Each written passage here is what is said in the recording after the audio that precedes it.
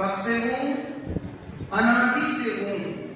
पर हम कहें कि हम जीव द्रव्य को बनाया है तो ज्ञानी शादी हो जाएगा, ये अनादि सत्ता समाप्त हो जाएगी। मैं चेतन तत्व हूं, अनादि से हूं, अनादि से हूं, अनंत काल तक हूं, रहूंगा। यानी जब तुम जीवत पने का करता नहीं, जब हम अपने ही जीवत पने के करता नहीं है, फिर क्यों उसका राग अपने सिर पर ढोए जा रहे हो? यानी मैं पूछ रहा हूं कि आपने अपने अपने आत्मा को कब रचा, अपने चैतन्य स्वरूप को कब रचा है? जब हम अपने आप के ही करता नहीं, तो फिर मैं इस जग के कर्ता की भावना बनाकर के क्यों व्यर्थ में घूम रहे हैं? यानी जिसका भवन, किसका भवन? लोग कहते हैं मैं इस भवन को बनाया, मेरे द्वारा इतना बड़ा मकान काट हुआ है, मेरा ये भवन है, मेरे द्वारा बना हुआ है। यानी किसका भवन, किसका मेरा भवन? हे मुमुक्षु, जब तू अपने आप का ही करता नहीं है, जब तू अपने आप का ही करता नहीं, फिर कैसे बना सकता है चेतन भवनों को? हम अपने आप के करता नहीं तो हम पर द्रव्य के कैसे हो सकते हैं? उस ममत्व के परिणामों को त्याग कर दो। ईंट ईंट में है, कहाँ है? ईंट ईंट में है, यानी ईंट ईंट में है, चूना चूने में है। तुम तो ध्रुव स्वभावी ज्ञात स्वामी भगवान आत्मा हो, तुम ध्रुव स्वभाव को लिए हुए चेतन आत्मतत्व हो। ये जीव चार प्रकार की बुद्धियों को करके अपने आप को अहंकार में चेतन बना लेता है, अनेक प्रकार की आकुलताएं पैदा कर लेता है। बाहरी पदार्थों में यह मैं हूं, यह मैं हूं, कौन सी कल्पना करता है जी?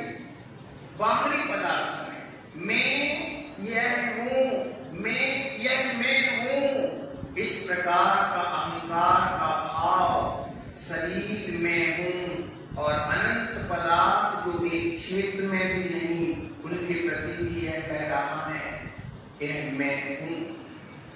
यानी ये अहम का भाव जीव को बना हुआ है, कर्तव्य बुद्धि का परिणाम ये जीव को बना रहता है। मैंने ऐसा किया, मेरे द्वारा ऐसा हुआ, मैं नहीं होता तो ये काम नहीं होता। कई लोग यही प्रकार का भाव बना के रखते हैं और अपने आप को अहंकारी बनाते रहते हैं। कहते हैं मैंने किया, मैंने नहीं बनाया होता ये भवन, कांच, मंदिर, तो कौन आता है? हाँ, भूल जाओ चेतन कि तुमने बनाया। धन्य है वो लोग ज्ञानी जो कर्तव्य का भाव नहीं रखते हैं। जब कभी ऐसे अकर्तव्य की भाव रखने वाले व्यक्ति से मिलो तो वो कहते हैं भाई मैंने कहाँ भवन बनाया, भाई तुमने बनाया है। अरे भाई मैंने कहाँ बनाया, ये तो ईंट गिलाए चूने से बना हुआ है, इस कारीगरों की निमित्त नैमित्तिक संबंध से बना, मैं तो सिर्फ निमित्त मात्र हूँ। ज्ञानी पर अज्ञानता में रहने वाले जीव कहते हैं मैंने बनाया, मैं नहीं होता तो ये काम नहीं होता। जो व्यवहार में देख लेना, उसी को ही बनना की दृष्टि से, पूजता की दृष्टि से देखा जाता है। किसी ने बहुत बड़ा काम किया और उससे पूछो कि भाई तुमने ये काम किया? रे भाई मैंने थोड़ी किया है, ये तो इस सब निमित्त ऐसा संयोग मिला हो गया। आप उस व्यक्ति को एक पवित्रता की दृष्टि से देखते हो। और जो व्यक्ति कहे मैंने मैंने मैंने मैंने, तो फिर क्या करते हो? आप उसको घृणा की दृष्टि से देखते हो, कैसा इंसान है ये अपने आप में कर्तव्य का भाव करता रहता है। यानी उसको आप सम्मान की दृष्टि से उसको नहीं निहार पाते। क्यों? कर्तव्य का भाव आया, कर्तव्य बुद्धि में अजीब कह रहा है मैंने किया, मैं ऐसा कर सकता हूँ, मेरे बिना भला कोई काम कर सकता है क्या? ऐसे भाव बनाता है। जो अपराधी है यानी वह शांति कैसे प्राप्त कर सकता है? जो कर्तव्य का भाव लेकर के अपराधी बना हुआ है, अहम के परिणामों को लेकर के अपने आप को अपराधी बना हुआ है, वो शांति प्राप्त नहीं कर सकता है।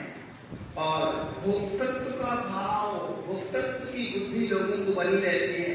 मैं भोगता हूँ, मुझे संसार में आराम है।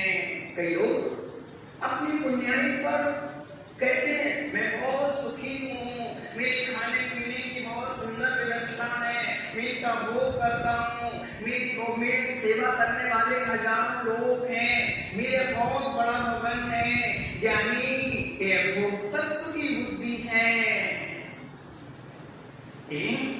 भोक्तत्व का भाव है, यह पुण्य का प्रभाव है कि हम कहते हैं उसमें कि मैं भोग रहा हूं। यह सब यानी अज्ञान भरी चेष्टाएं हैं, अज्ञानता से भरी हुई चेष्टाएं हैं। चैतन्य अपने उस चैतन्य स्वभाव जो हमारा है, जिसमें न कर्तव्य बुद्धि का भाव होना चाहिए, न भोक्तत्व का भाव, न हम बुद्धि का भाव, न ममत्व बुद्धि का भाव। ये चार बुद्धियां ऐसे बड़े अपराध हैं कि जीव शांति से रह नहीं पाता है। अब देख लो, किसी को किसी वस्तु का राग लग जाए, ममत्व लग जाए, तो व्यक्ति उस वस्तु को छोड़ नहीं पाता है। हाय हाय आकुलता में जीवन बना रहता है, आकुलता से भरा रहता है। यानी ममत्व का परिणाम बहुत खराब है। ममत्व को कैसे जीतना है? हाँ, किसी को दुखी करना चाहते तो क्या करोगे? उसको में ऐसा कोई आकर्षण पैदा कर दो, वो अपने आप में दुखी होता जाएगा। जैसे गांव का व्यक्ति है कोई, उसको अच्छी मिठाई खिला दो, शहर वाली मिठाई, शहर से अब बस तुम्हें कुछ नहीं करना है, वो तुरंत शहर में भागता रहेगा मिठाई खाने के चक्कर में। एक साधु जी थे, तो बढ़िया कीर्तन करते, बढ़िया भक्ति करते, आनंद के साथ अपने जीवन को जीते हैं। और सेठ जी ने कहा, वो सेठानी ने कहा देखो, सेठ ने अपने स्वामी से कहा कि देखो साधु महाराज कितने आनंद में हैं। तो सेठ जी ने कहा पता नहीं तुम्हें कितने आनंद में हैं। एक दिन क्या हुआ, एक 99 रुपए की थैली और साधु के वहां डाल दी। क्या बात है, 99 रुपए देने कितने, 99 रुपया कम है। अब साधु का क्या हुआ, सेठानी पूछती, रानी पूछती है कि अरे बताओ कि वो आवाज तो अब आई नहीं, आवाज नहीं आ रही साधु महाराज के भजन की। सेठ ने कहा राजा ने, अरे पता नहीं, वो तो चले गए होंगे। नहीं, वो तो वही है। बोले 99 के चक्कर में पड़ गए। यानी अपने आप पर भी विचार करो, जहां ममत्व होता है वहां व्यक्ति शांति से रह नहीं सकता है। किसी को किसी का ममत्व है, वो दृष्टि हमारी हो जहां निर्ममता से हम देख सके दुनिया को, आनंद की सांस ले सके। यानी मैं दूसरे का नहीं हूं, दूसरे मेरे नहीं है, मैं तो एक ज्ञान मात्र हूं कि भावना बार बार भाव। बोलो, इस प्रकार की भावना से तो एक क्या मिलेगा, क्या मिलेगा? यानी बार बार भावना भाव। चेतन जो तुम हो उसकी भावना बार बार करो। इससे क्या होगा, जो मैं आत्म तत्व हूं, जड़ है, जो अपना स्वरूपास्तित्व है, जो निज का है, अपने आत्मा को समझ लोगे, यह मैं हूं। क्या हूं?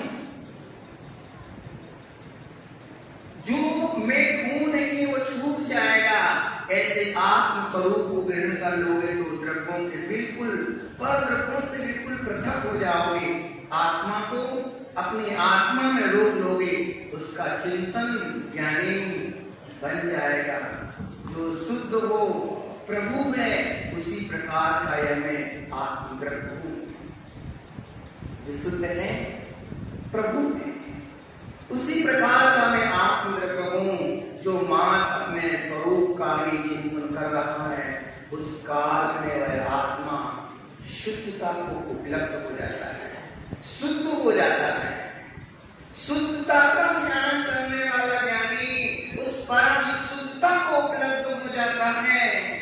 वह शुद्ध आत्मा, और जो अशुद्ध आत्म तत्व का ध्यान करता है, अशुद्धता का ध्यान करता है, वह अशुद्ध आत्मा हो जाता है। जैसे आप अपने आप को मानो मैं कसाई, मैं विकारी हूं, मैं हिंसक हूं, मैं इस खोटे भाव बनाओ, हम अपनी आत्मा को अशुद्ध बना लेंगे। यानी शुद्ध नए की दृष्टि से हम शुद्धता को उपलब्ध होते हैं। शुद्ध जैसे हम शुद्धता को प्राप्त होंगे, शुद्धता की दृष्टि हमारे सदैव बनी रहे कि मैं परम शुद्ध दशा को प्राप्त करूं। कि कोई पदार्थ किसी दूसरे पदार्थ से एक में कभी नहीं हो सकता है। कितना भी आप वस्तु को नजदीक रख लो, या कितने भी आप वस्तु के नजदीक पहुंच जाओ, कैसी भी स्थिति बने उसके नजदीक रहो, आप ऐसे इस देह के साथ कब से रह रहे हो? कब से रह रहे हो? जन्म से रह रहे हैं। जन्म हुआ था इतना छोटा सा 2.5 किलो का था, और भी छोटा, बड़ा धीरे धीरे इतना बड़ा हो गया है। तब से हम एक बुद्गल परमाणु के साथ रह रहे हैं। यानी तुम कितना भी एक मेरा साथ रह लो,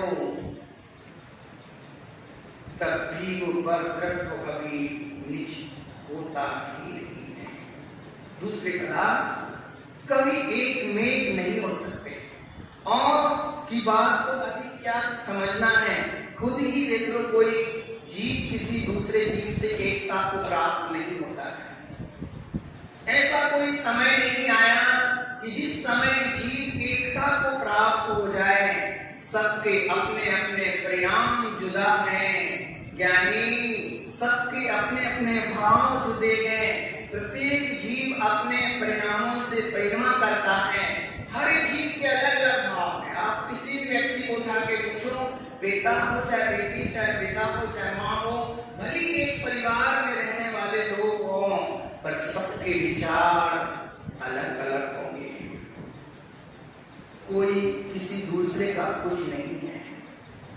जब विचार नहीं हमारे नहीं है, तो हम पर हमारा कैसे हो पाएगा? यानी कर्मों के द्वारा हम प्रेरित पर द्रव्यों के प्रति महत्व का भाव कर रहे हैं। ये जो बुद्धगल है वो तेरे चेतन त्रैकालिक रहने वाले नहीं, जिससे तुम प्रीति कर रहा है। कि पदार्थ से